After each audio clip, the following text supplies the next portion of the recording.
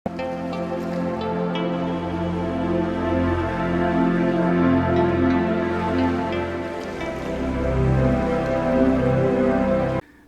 दोस्तों, divine answers bye Hitesh की series के 11वें एपिसोड के अंदर आप सभी का बहुत बहुत स्वागत है।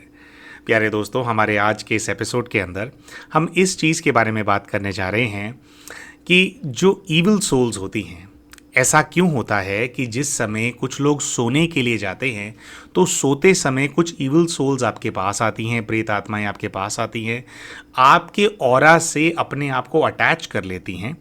आपकी प्राण ऊर्जा उस समय, जिस समय आप सो रहे हैं, जिस समय आपको आराम मिलना चाहिए, जिस समय आपकी जो बॉडी है वो एनर्जी को रिकलेक्ट कर रही होती है, रिलैक्स हो रही होती है, फ्रेश हो रही होती है, उस समय प्रेत आत्माएं आकर के अपने आप को आपसे अटैच कर लेती हैं, आपको बुरे बुरे भयानक सपने दिखाती हैं या कुछ और किसी भी प्रकार की विकारी वृत्ति के मतलब नेगेटिव चीज़ से जुड़े हुए सपने दिखाती हैं। और आपकी जो देह के अंदर जो प्राण ऊर्जा एकत्रित है या सोते समय जो आप दूसरे डायमेंशन से प्राण ऊर्जा को एब्जॉर्ब कर रहे हैं अपने शरीर के अंदर, उस प्राण ऊर्जा को उस समय आपसे खींच करके ले जाती है, जिसकी वजह से जब आप सुबह उठते हैं तो आप फ्रेश फील नहीं करते हैं। आप सुबह उठते हैं तो आपको ऐसा लगता है कि अभी भी आपका सर भारी है, जैसे रात को जो सोए थे उस सो करके उठ तो गए हैं लेकिन वो जैसे सोना पूरी तरह से बेकार हो गया। तो ऐसा क्यों होता है और ये जो समस्या है, क्या इसका कोई निवारण है? अगर निवारण है तो निवारण किस प्रकार से किया जा सकता है? कैसे हम इंश्योर करें कि हमारे को अच्छी गहरी नींद आए और जिस समय हम सो रहे हों उस समय कोई भी आकर के स्ट्रॉ लगा करके हमारी प्राण ऊर्जा को खींचे और उड़ जाए, ऐसा ना हो। कैसे हम सोते समय खुद को प्रोटेक्ट कर सकते हैं, उसके बारे में आज के वीडियो के अंदर हम बात करने वाले हैं। दोस्तों, जैसा कि आप सभी जानते ही हैं कि डिवाइन आंसर्स की जो सीरीज़ होती है, इसके अंदर जो वीडियोस हम बनाते हैं ये आप ही के द्वारा पूछे गए जो कमेंट्स होते हैं उनसे प्रेरित होकर के हम इन वीडियोस को बनाते हैं। और आज का वीडियो जिस कमेंट से प्रेरित होकर के हम बना रहे हैं उस कमेंट को हम पढ़ करके आप सभी को सुनाना चाहते हैं।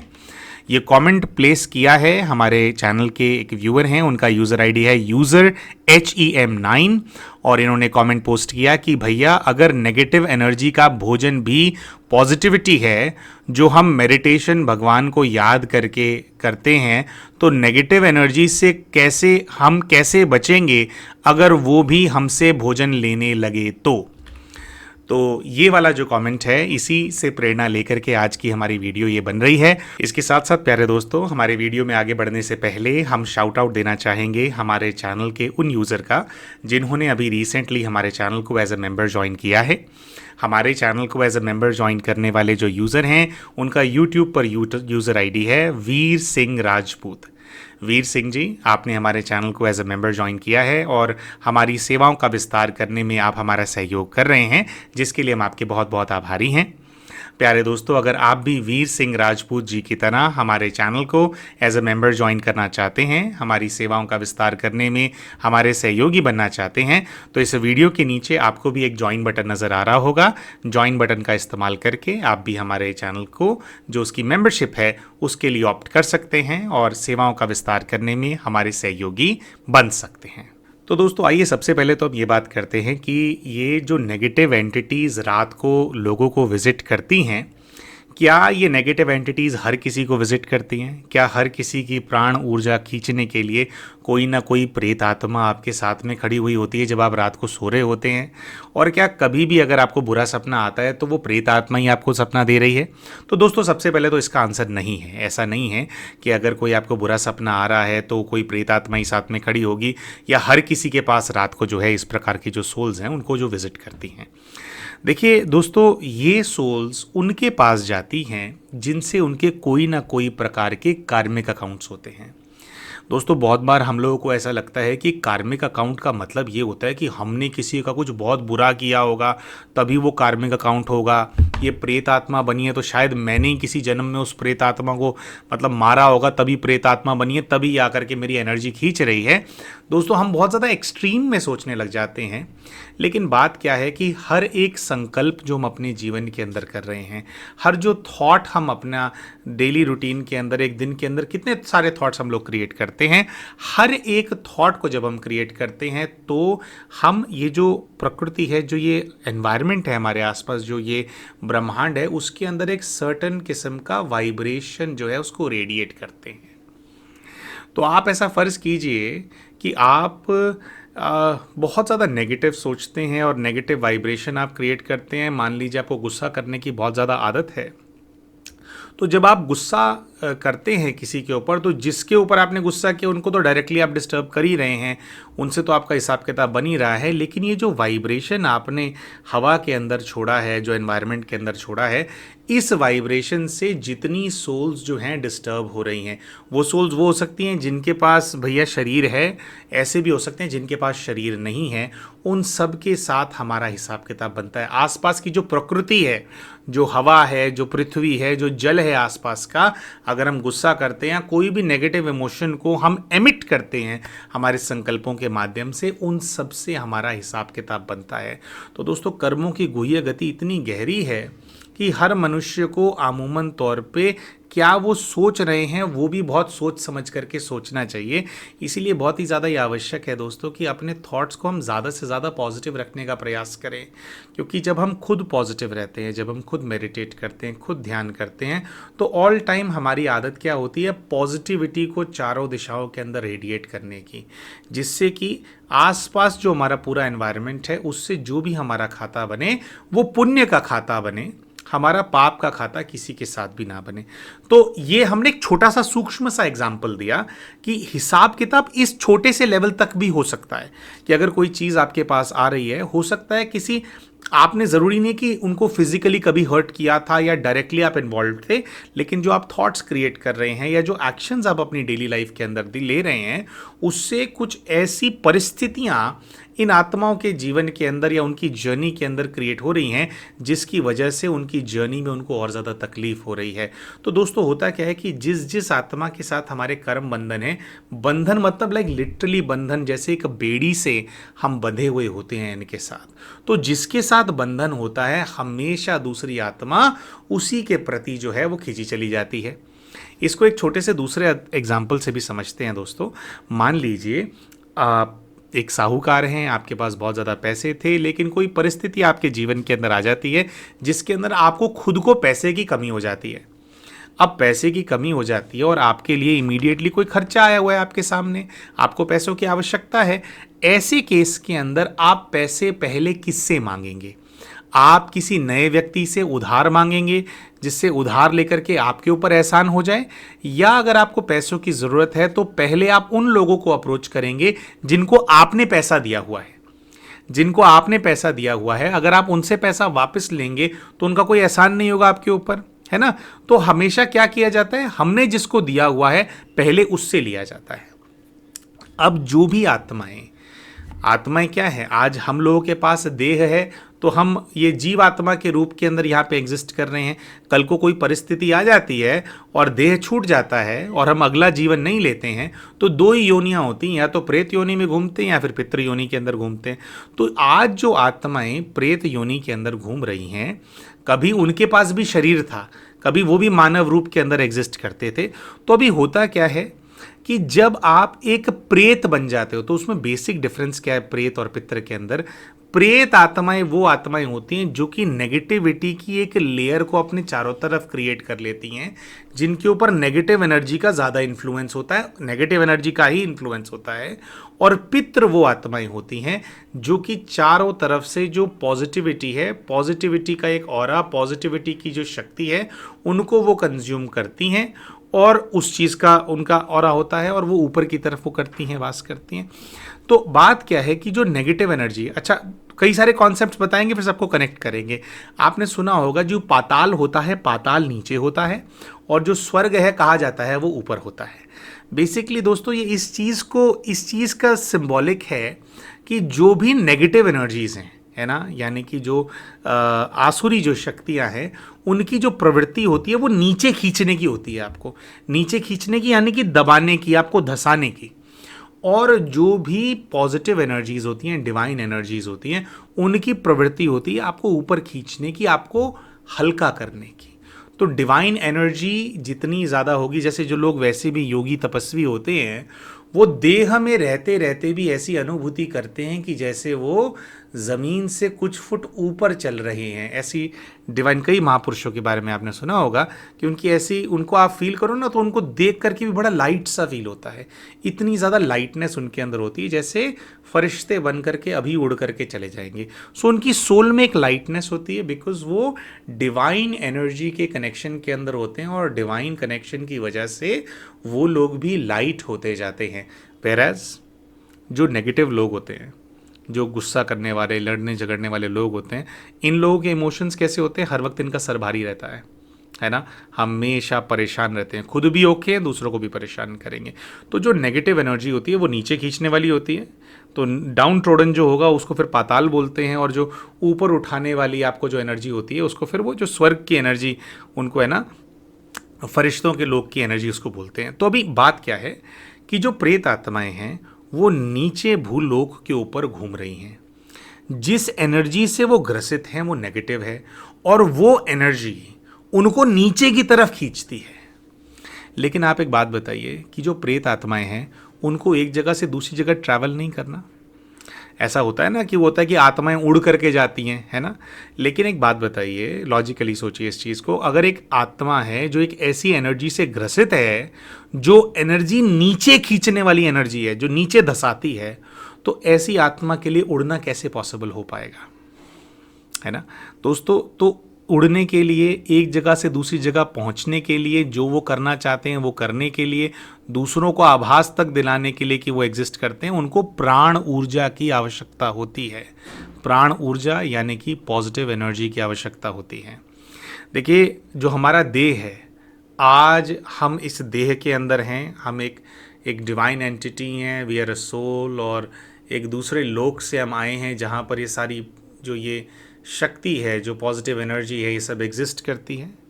जब तक हम इस देह के अंदर हैं तब तक ये देह चल रहा है ना, कितना भी भारी देह क्यों ना हो, 100 किलो के आप क्यों ना हो, लेकिन आप उठ करके चल फिर सकते हैं। जिस दिन इस देह के अंदर बैठी हुई जो आत्मा है इस देह को छोड़ करके बाहर निकल जाती है, इससे अलग हो जाती है, तो शरीर 40 किलो का ही क्यों ना हो लेकिन बहुत भारी लगने लगता है, वो ज़मीन के ऊपर पड़ जाता है, फिर वो उठता नहीं है। क्यों? क्योंकि उसके अंदर जो प्राण ऊर्जा को प्रवाह करने वाला जो सोर्स था, जो शक्ति थी, जो बिंदी यहाँ बैठी हुई थी, जिसके माध्यम से प्राण ऊर्जा पूरे शरीर में प्रवाह होती थी, वो बिंदी वहाँ से चली गई। तो ये जो देह है जब मृत्यु हो जाती है तो उसके अंदर से प्राण चले जाते हैं।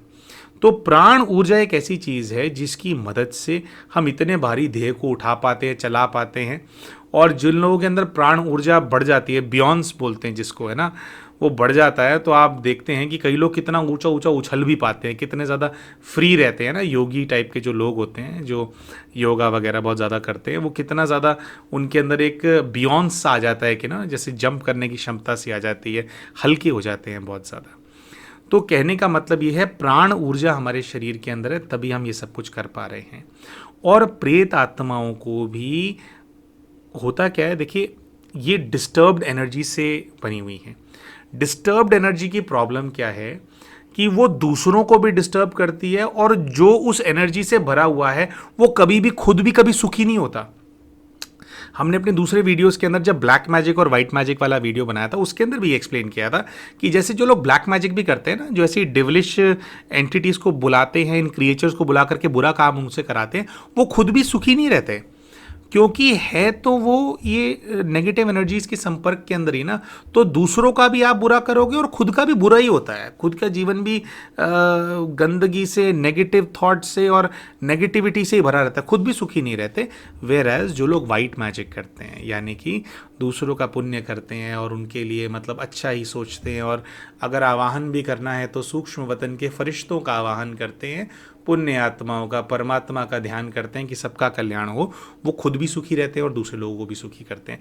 तो जो ये प्रेत आत्माएं हैं, प्रेत आत्मा है क्या? देखो, आपके शरीर से बाहर निकले आप, ठीक है, और मृत्यु के समय अगर जो इमोशन था, जैसे कहते हैं ना अंत मति सो गति, तो अंत समय के अंदर अगर जो इमोशन आपके मन में चल रहा था, अगर वो नेगेटिव था, कोई फुलफिल्ड डिज़ायर थी आपके मन में, इस मटीरियलिस्टिक वर्ल्ड से संबंधित कुछ ऐसी इच्छा थी जो पूरी नहीं हुई, तो आप क्या होते हैं, आप ना उस अंतिम इच्छा के इमोशन के अंदर अटक जाते हैं।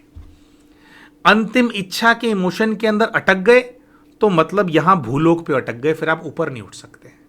यहाँ का बंधन अपने लिए क्रिएट कर लिया ना। इसीलिए बोलते हैं कि अंत समय के अंदर जो है परमात्मा का ध्यान ही आपके मन में होना चाहिए, ताकि जो ये पंछी है देह को छोड़े और फुर्र हो जाए, ऊपर की तरफ चला जाए, क्योंकि वो तो ऊपर ही एग्जिस्ट करते हैं ना। तो ऊपर की तरफ आप जाओ, डिवाइन की तरफ आप जाओ। लेकिन जब नेगेटिव कोई थॉट हमारे मन में चल रहा होता है, कुछ अनफुलफिल्ड हमारी इच्छा हमारे मन के अंदर होती है, उसकी वजह से हम नीचे धरती पर ही बंध जाते हैं, क्योंकि देह तो चला गया लेकिन इच्छा अभी भी एग्जिस्ट करती है इस दुनिया से संबंधित, और हम उस इच्छा को पूरा करना चाहते हैं। अब समस्या क्या है कि पृथ्वी पर अभी चल रहा है कलयुग, घोर कलयुग, इसको बोलते हैं रावण राज्य। और रावण राज्य के अंदर चारों दिशाओं के अंदर रावण की राक्षसी शक्तियां होती हैं, यानी कि नेगेटिव एनर्जी चारों तरफ एग्जिस्ट करती है। अब बात क्या है कि हम जो आत्माएं हैं दोस्तों, हमारी एक बेसिक नीड होती है भोजन करने की। भोजन करने की क्या नीड होती है हमारे को ना, ये संस्कार होता है आत्माओं का। आप देखेंगे हमारा जो ये देह है, जो हमारा ये शरीर है, ये पंचभूतों का बना हुआ है, करेक्ट। तो पंचभूतों का जो शरीर बना हुआ है, इस देह को मेंटेन करने के लिए पूरा दिन हम पंचभूतों का बना हुआ भोजन ग्रहण करते रहते हैं। दालें खाते हैं, चावल खाते हैं, आटा खाते हैं, फल खाते हैं, सब्जियां खाते हैं। अगर आप देखेंगे ये सब किस चीज से बना हुआ है, पंच तत्वों से ही तो बना हुआ है ये भी, है ना।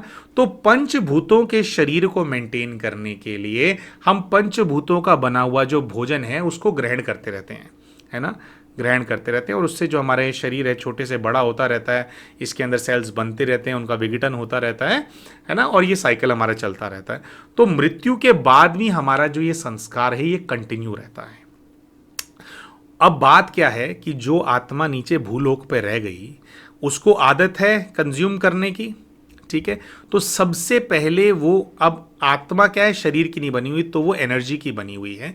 तो वो क्या करने लगती है, अपने आसपास की एनर्जी को कंज्यूम करने लगती है, आसपास की जो एनर्जी है उसको इकट्ठा करने लगती है, क्योंकि आत्मा का संस्कार है जिस तत्व की, जो तत्व आसपास के हैं उनको इकट्ठा करना और उससे अपने शरीर का निर्माण करना। हम भोजन करते हैं, शरीर का निर्माण होता है ना उससे। तो अभी आत्मा है, उसके वो वैसे तो भोजन कर नहीं सकती, तो वो क्या करती है, आसपास की जो एनर्जी है उसको एब्जॉर्ब करने लगती है, एब्जॉर्ब करने लगती है, एब्जॉर्ब करने लगती है, और फिर वो एनर्जी से उनका एक सूक्ष्म शरीर के ऊपर लेयर चढ़ती जाती है। तो अब प्रॉब्लम क्या है, जो आत्मा प्रेत योनि के अंदर चली गई है, जो आत्मा नीचे पृथ्वी पर है, वो अपने चारों ओर की नेगेटिविटी को बहुत ज़्यादा एब्जॉर्ब करती है और वो प्रेत बनती जाती है, डार्कनेस एब्जॉर्ब करती जाती है, क्योंकि पृथ्वी पर डार्कनेस ज़्यादा एग्जिस्ट करती है। वेयर एज जिन आत्माओं का जो ध्यान होता है वो डिवाइन के अंदर होता है, तो वो क्या करती हैं, वो अपने पहले उनका संकल्प होता है, पुण्य का संकल्प होता है, तो वो ऊपर की तरफ चली जाती हैं, आकाश तत्व में चली जाती हैं, उससे ऊपर सूक्ष्म वतन के अंदर चली जाती हैं। वो आत्माएं भी वही काम करती हैं, आसपास की एनर्जी को एब्जॉर्ब करती हैं, एब्जॉर्ब करती हैं, एब्जॉर्ब करती हैं। लेकिन जो उनका अंत का जो उनका संकल्प था, उस संकल्प की वजह से वो सूक्ष्म वतन में चली गई हैं, फरिश्तों की दुनिया के अंदर चली गई हैं। वहाँ जब वो एनर्जी को एब्जॉर्ब करती हैं तो उनके आसपास किस चीज़ की लेयर बनती है, पॉजिटिविटी की लेयर बनती है। तो पुण्य आत्माएं ऊपर पुण्य के अंदर बैठ जाती हैं जाकर के और पुण्य कर्म करती हैं। नीचे जिनकी इच्छाएं पूरी नहीं होती वो इस प्रेत रूप के अंदर अटक जाती हैं, उस एनर्जी के जाल के अंदर फंस जाती हैं। अब प्रॉब्लम क्या है, वो शुरू में तो उन्होंने फटाफट एब्जॉर्ब करना स्टार्ट किया, बिल्कुल डार्क वो हो गए, लेकिन अभी ये जो डार्क एनर्जी है उनको बहुत ज़्यादा तकलीफ पहुंचाती है, बहुत ज़्यादा दुख, बहुत ज़्यादा दर्द होता है उन आत्माओं को जो कि प्रेत योनि के अंदर होती हैं। अब उनको एक तरफ से दूसरी तरफ मूव करना है, उसके लिए भी उनको प्राण ऊर्जा चाहिए। तो अब ऐसे में वो क्या करती हैं, जिन लोगों से उनका हिसाब किताब होता है ऑटोमेटिकली वो उनके प्रति खींची चली जाती हैं। और जिस समय वो देखती हैं कि इनका ध्यान नहीं है, निढाल पड़ा हुआ है, तो उनका कर्जा होता है ना, उनकी वजह से, आपकी वजह से कभी वो डिस्टर्ब हुए थे, तो वो आपसे वो प्राण ऊर्जा जो है ऑल टाइम खींचती रहती हैं। अच्छा दोस्तों, आप नेगेटिव एनर्जी का कोई भी इमोशन उठा करके देख लें, जेलेसी है, हेट्रेड है, एंगर है, कोई भी इमोशन आप उठा करके देख लें, आपको हमेशा ये चीज़ नज़र आएगी कि ये जो एनर्जी है ये ना हलचल क्रिएट करती है, बहुत ज़्यादा आपको ऐसे हलचल में रखती है। जैसे अगर आप कोई व्यक्ति को वैसे भी देखेंगे, बहुत ज़्यादा गुस्सा आता है, वो दे कांट थिंक स्ट्रेट, वो बुद्धि उनकी ठीक से काम नहीं करती है, जो विजडम है वो पूरी तरह से जो है ख़त्म हो जाती है। तो आप देखिए कि जो प्रेत योनि में जो आत्मा है, एक प्रकार से आप देखेंगे जो पूरा उसने आवरण अपने आसपास ओढ़ लिया है, जो एनर्जी से वो अंदर से तो प्योर है, लेकिन जो पूरा एनर्जी ने, जिस चीज़ ने उसको एक तरह से कवर कर दिया है, वो पूरी क्या है, डिस्टर्ब होने वाली एनर्जी है। जिसकी वजह से अगर कभी कभी हमें ऐसा लगता है कि अगर कोई ऐसी आत्मा से हमारा इंटरेक्शन हो तो हम उनको समझाएं, उनको लॉजिकली ये बात समझाएं कि जो वो कर रहे हैं वो गलत है, उनको उनकी इच्छाओं से जो है मुक्त होने की आवश्यकता है। कई बार हम सोचते हैं ना कि उनसे बात करके हम समझाएंगे, है ना, वो आत्माएं आएंगी तो बात करके समझाएंगे। बात ये होती है कि इन आत्माओं के आसपास जो एनर्जी होती है वो इतना ज़्यादा डिस्टर्ब करने वाली एनर्जी होती है कि उनका जो रीजनिंग होता है वो पूरी तरह से डेड हो चुका होता है। जितनी भी आत्माएं प्रेत योनि के अंदर होती है, आप उनको कितना ही कन्विंस क्यों ना कर लो, कितना ही उनको समझा क्यों ना लो, अगर वो डिस्टर्ब्ड फॉर्मेट में घूम रही हैं आपके आसपास, उनको लॉजिक समझ में नहीं आता है। वो जिस इमोशन के अंदर फंसे हुए होते हैं उसी इमोशन के अंदर बस वो अपना काम करते रहते हैं। इमोशन है, भूख है। अब प्रेत को अगर उसको तकलीफ हो रही है तो उसको प्राण ऊर्जा चाहिए, कहीं से भी चाहिए, है ना। और बाय डिफ़ॉल्ट आपका उनसे हिसाब किताब है, आपका उनसे बंधन है, तो वो बंधन के चलते वो ऑटोमेटिकली आपके आसपास जो है घूम रहे होते हैं। तो इस प्रकार की फिर परिस्थिति बनती है कि भी वो आपके पास आकर के आपसे प्राण ऊर्जा जो है वो खींच लेते हैं। अब दोस्तों बात करते हैं इस चीज़ का निवारण क्या है, किस प्रकार से आप खुद को इनसे प्रोटेक्ट कर सकते हो और किस प्रकार से इन सोल्स की भी आप मदद कर सकते हो। देखिए दोस्तों, बहुत हम लोगों के बीच में एक ये भ्रांति होती है या फिर ऐसा सोचा जाता है कि अगर हमारा हिसाब किताब किसी के साथ है, जब तक हम उसको भोगेंगे नहीं तब तक वो हिसाब किताब पूरा नहीं होगा। तो इस लॉजिक के हिसाब से तो सोचा जाए तो ये है कि भैया हमने कुछ तकलीफ पहुंचाई थी इस आत्मा को, तो वो आकर के अगर हमें खा रही है या हमारी प्राण ऊर्जा खींच रही है तो सही ही होगा, है ना। नहीं दोस्तों, ऐसा नहीं है। देखिए, पहले कुछ भी हुआ हो, लेकिन आज जो हो रहा है वो भी एक तरह का एक नेगेटिव एक्ट हो रहा है ना। अगर इस चीज़ को होने दिया जाए तो ये हर चीज़, जो भी चीज़ होने दी जाती है उसकी और ज़्यादा वृद्धि होती है। इसीलिए दोस्तों, हमें ऐसा होने से रोकना, ये भी हमारा एक कर्तव्य बनता है कि अगर हमारे साथ ऐसा हो रहा है तो हमारे को ऐसा होने से रोकना चाहिए। लेकिन उसके साथ साथ ये जो आत्माएं हमारे पास आ रही हैं, इनके साथ हमारा कुछ ना कुछ हिसाब किताब भी है। अगर हम केवल रोकने के बारे में सोचते हैं और हिसाब किताब ख़त्म नहीं करते हैं तो भले ही कुछ दिनों के लिए हमारे को रिलीफ मिल जाएगा, कोई हम ऐसा कुछ ऐसा क्रिएट कर लेंगे कि हमारे पास न आ पाएँ, लेकिन फिर भी हिसाब किताब तो पेंडिंग रह जाएगा ना। तो जैसे ही हमारा ध्यान हटेगा, ये सोल्स फिर से आकर के जो है आपको परेशान करने लग जाएंगी। तो अभी इसके अंदर हमारे को क्या करना है, अभी के लिए जो इमीडिएट स्टेप लेना है, इमीडिएट स्टेप के अंदर आपको पहले अपने चारों तरफ प्रोटेक्शन को क्रिएट करने की आवश्यकता है, कवच को क्रिएट करने की आवश्यकता है, एक ऐसी शक्ति को अपने आसपास क्रिएट करने की आवश्यकता है जो कि इन आत्माओं को रेपेल करे, जिसके जोन के अंदर ये आत्माएं जो हैं वो न आ पाएँ। दोस्तों, इसका एक बहुत बड़ा, एक बहुत ही इजी इसका सॉल्यूशन होता है और उसको सॉल्यूशन को कहा जाता है स्वदर्शन चक्र फैलाना, स्वदर्शन चक्र को फिराना। दोस्तों, स्वदर्शन चक्र जो होता है उसकी शक्ति ऐसी होती है कि उसके दायरे के अंदर कोई भी एनर्जी जो ऐसी हो जो कि नेगेटिव हो, स्वदर्शन चक्र के आसपास जो है जो नेगेटिव एनर्जी है वो एग्जिस्ट नहीं कर सकती। कहते हैं स्वदर्शन चक्र चलाने से माया और मायावी शक्तियों का गला कट जाता है। तो हमें क्या करना होता है कि दिन के अंदर हमारा नियम होना चाहिए, एक बार स्वदर्शन चक्र चलाने में 3 से 4 मिनट लगते हैं, है ना। तो हमारा नियम होना चाहिए कि दिन में कम से कम 7 से 8 बार अगर हम ऐसी किसी भी प्रॉब्लम को फेस कर रहे हैं विशेषकर, तो हमारे को स्वदर्शन चक्र चलाना ही चलाना है। स्वदर्शन चक्र 8 बार क्यों चलाना है, एक बार चलाने से क्यों काम नहीं होता? वो इसलिए है क्योंकि जब आप स्वदर्शन चक्र को चलाते हैं तो एक शक्ति है जिसका एक बहुत तेज, जो एक प्रकार से ना एक चक्र, एक ब्लेड सा आपके ना सूक्ष्म रूप से आपकी छत्र छाया बन जाता है और वो घूमता रहता है आपके सर के ऊपर, घूमता रहता है आपके सर के ऊपर। लेकिन जिस समय आपने उसको क्रिएट किया, जिन संकल्पों से आपने उसको क्रिएट किया, तो वहाँ पे वो आ जाता है। लेकिन जैसे जैसे हमारी जो सोच है दूसरी चीज़ों के अंदर जाती है, तो धीरे धीरे धीरे धीरे जो स्वदर्शन चक्र का हमने आवाहन किया था वो वहाँ से धूमिल होने लग जाता है, वो वहाँ से गायब होने लग जाता है। इसीलिए हर 2-3 घंटे के अंदर अगर ऐसी प्रॉब्लम से आप ग्रसित हैं, आपको स्वदर्शन चक्र चलाना चाहिए। रात को आप जब सोने जाएंगे तो सोने से पहले आप स्वदर्शन चक्र को चलाएंगे और उसकी छत्र छाया के अंदर आप सोएंगे, कह करके सोएंगे कि मेरे आसपास जो है कोई भी ऐसी दुष्ट शक्ति ना आ पाए। तो जब ऐसी जो सोल्स हैं जब वो वहाँ पे आएंगी, उनको वहाँ पर स्वदर्शन चक्र घूमता हुआ नज़र आएगा और वो फिर वहाँ पर जो है आपको उसका क्रॉस करके वो आपको आप पे प्रभाव डालने के लिए नहीं आएंगी। तो इसीलिए बार बार करना है। तो रात को सोते समय करना है और सुबह उठते ही पहले स्वदर्शन चक्र चलाना है और दिन में हर 2-3 घंटे के बाद आपको स्वदर्शन चक्र जो है उसको चलाने की आदत होनी चाहिए। अब दोस्तों, अगर आप जो लेवल ऑफ पोजेशन होता है, हम हमेशा कहते हैं कि जब प्रेत आत्माएं आपसे इंटरैक्ट कर रही होती हैं तो लेवल ऑफ पोजेशंस होते हैं, लेवल 1, लेवल 2, लेवल 3, लेवल 4। अगर आप लेवल 1 या लेवल 2 पे हैं, लेवल 1 बेसिकली होता है कि आसपास रहती हैं और वो बीच बीच में आपको विजिट करती हैं, है ना, और बीच बीच में परेशान करती है और रात को सोते समय आना, ये लेवल 1 की ही निशानी होती है।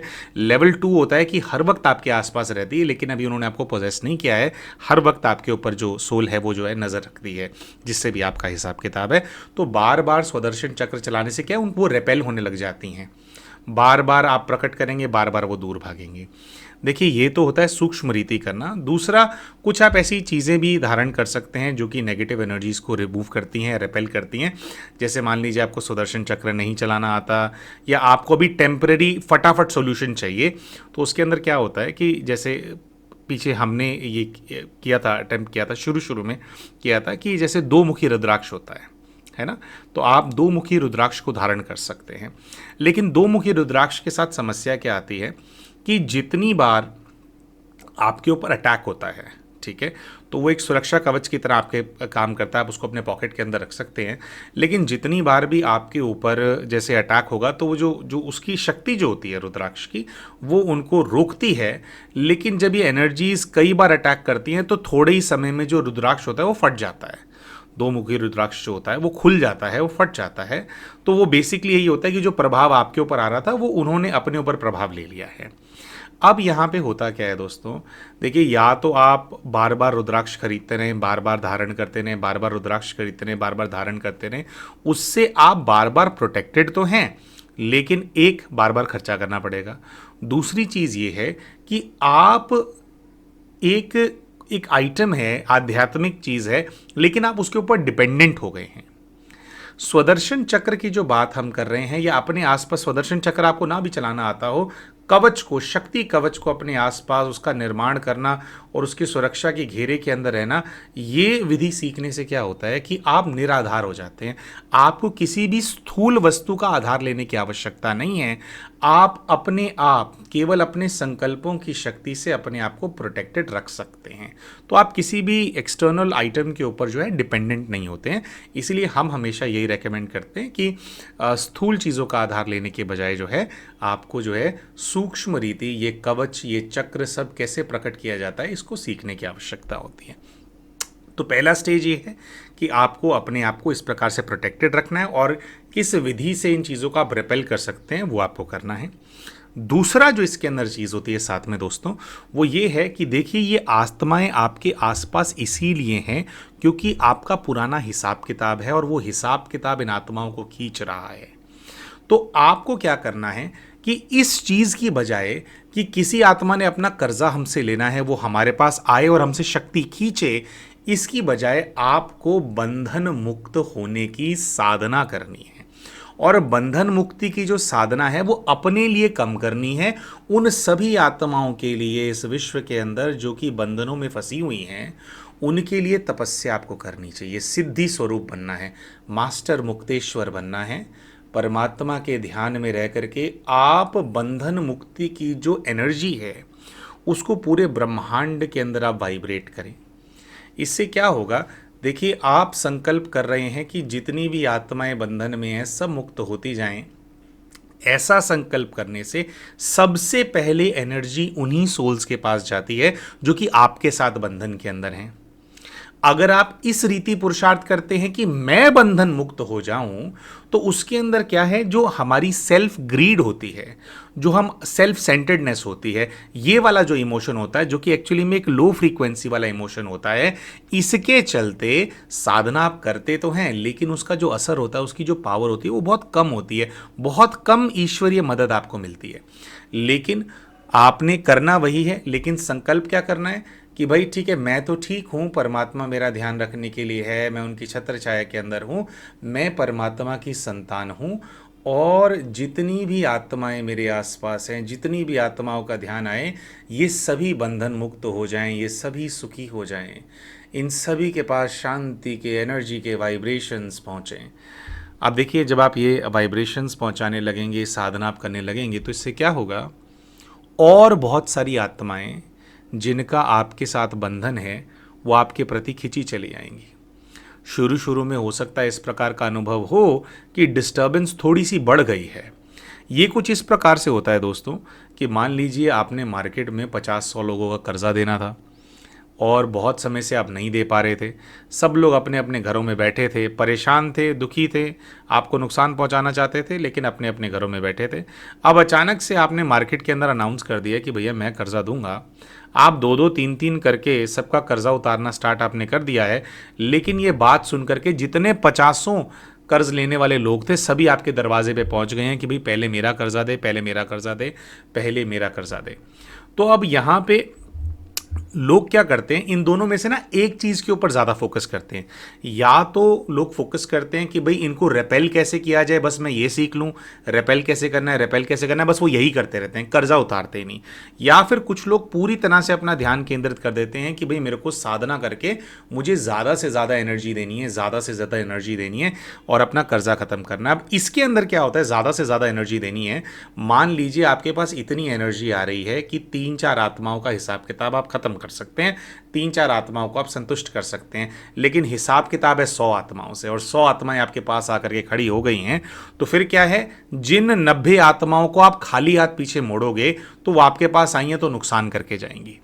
इसीलिए पूरी विधि का एक तो पता होना बहुत ज़्यादा आवश्यक है और इन दोनों चीज़ों का बैलेंस करना कि मुझे खुद को प्रोटेक्टेड भी रखना है, सुदर्शन चक्र भी चलाना है, उनको रेपेल भी करना है और साथ साथ उनको दूर रख करके उन तक वो एनर्जी भी पहुंचानी है जिससे कि उनका और आपका जो बंधन है वो पूरी तरह से समाप्त हो जाए।